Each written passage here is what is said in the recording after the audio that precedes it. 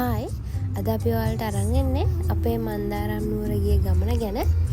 අපි හදිස්සියෙම තමයි මේ නුවර ගමන දාගත්තේ.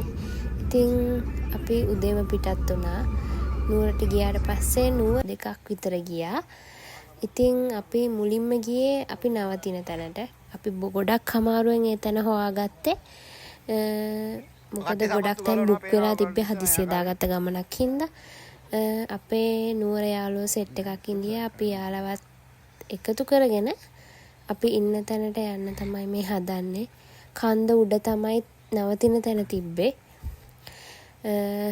අපි හිතුවට වඩා ටිකක් දුර උඩට පයින් නගින්න තිබ්බා. එතන හිටපු අංකල්ලා කට්ටිය අපිට අපේ බෑග් එහෙම අරගෙන යන්න උදව් කරා. ඉතින් අපි බලමු අපි නවතින තැනට යන්නේ කොහොමද කියලා.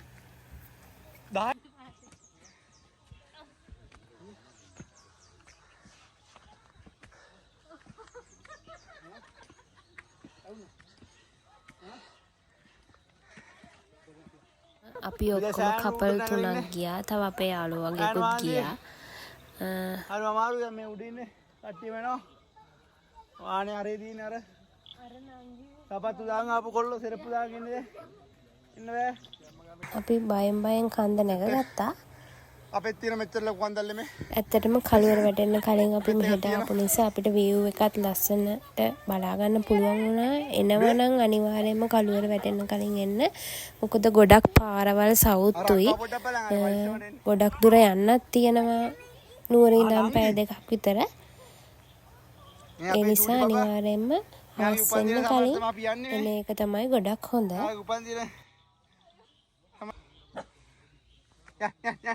අරද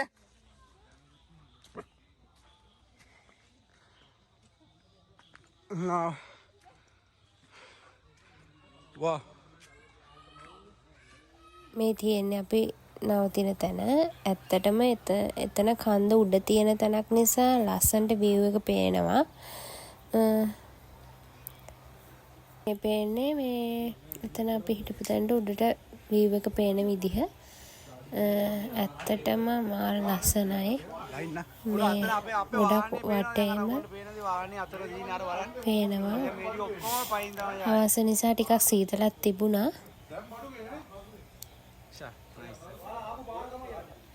Oh